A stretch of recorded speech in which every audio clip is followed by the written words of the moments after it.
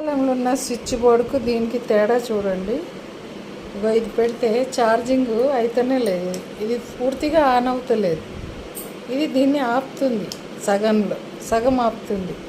ఎలా తయారు చేస్తారు ఇది? ఈ మాత్రం మరి ఛార్జర్ అన్నా చిన్నగా తయారు చేయాలి, లేదా ఇదన్నా కొంచెం దూరంలో పెట్టాలి.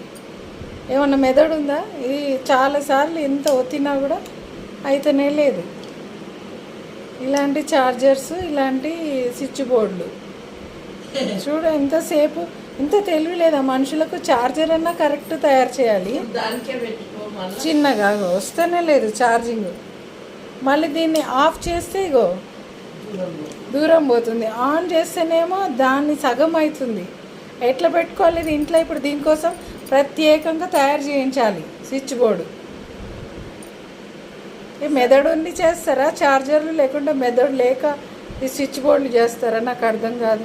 కొంచెం దూరం పెడితే ఏమవుతుంది? దీన్ని వెనకట ప్లగ్లు ఎంత ఉంటుండే అంటే ఇక్కడ ఉంటే ఇక్కడ స్విచ్ ఉంటుండే దూరంలో, మనకు ప్రాబ్లం లేకుండా, షాక్ కూడా కొట్టకుండా.